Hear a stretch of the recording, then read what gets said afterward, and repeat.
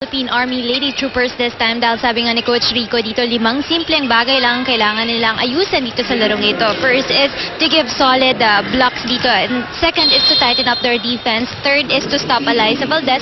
And fourth is to look after itong si Pinocasino niya. And lastly, to create more noise inside the court. Sabi din ni Tina Sala kanina sa kanyang mga teammates, huwag niyo naman itapon ang larong ito. Huwag natin bigyan ng chance sa slot na gusto nila ang Smart Maynila team. Kailangan isa-isa tayong may initiative para tumulong sa ating kupunan at mag-create ng points para sa ating team. And lastly, to play with more power in this match. At kung itatanong nyo naman bakit biglang pinasok itong si Jeng Cotruang dito sa kupunan ni Coach Roger, ay dahil siya mismo ay naka-curious kung kaya nga bang makapag-adjust nitong ni Jeng para sa Smart Maynila team.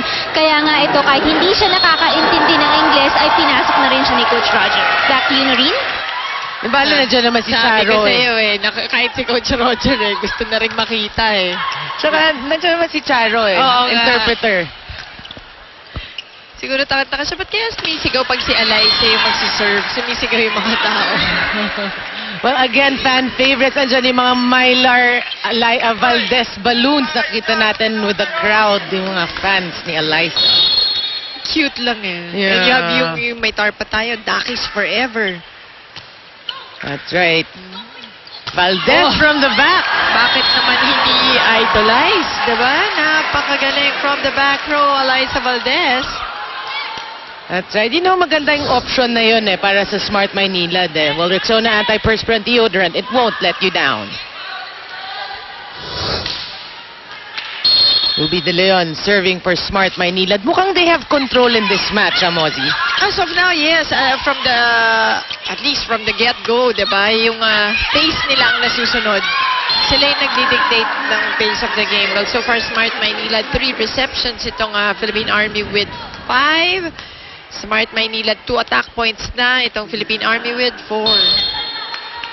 Ito yung sinasabi natin yung si Tina Salak trying to lead, no? And Yes.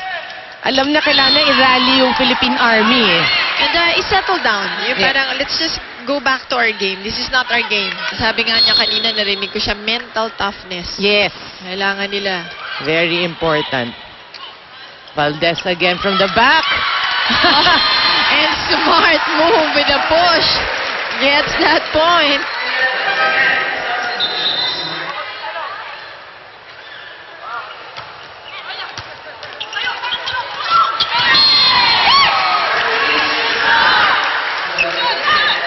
Two straight points para sa Smart Maynila. And Mikasa is the official ball of the Shakey's V-League. Soriano, good serve. Salak. Gonzaga. Saved by Cassini. Nasinigawan ni Ging Balse. Kombinasyon ng ginagawa dito ng Philippine Army. Pero so far, hindi pa gumagana para sa kanila. Oo, basang-basa, no? Yup. Ito, walang kombinasyon. But because of that space between Gonzaga and the net, Soriano. oops, that's going to be a long one. That's right, too much power there.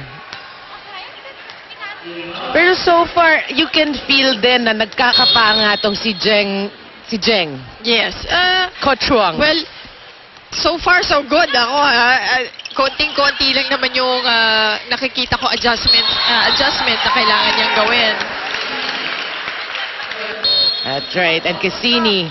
Tsaka mas madali kasi yung open hit. That's true. I mean, hindi naman madali, but yun lang yung, nagulat ako ng gusto ko sabihin, sa lakas ng palo na yun ni Jeng. But that goes out. Ang gusto mo lang makita dito is, ano bang gustong set gusto niya? Mataas, mababa, mabilis, malapit sa net, malayo. On unforced error para kay Ging Balse. Well, your guess is as good as everyone's, including their coach. That's right. But she has one good serve. And a very steady one.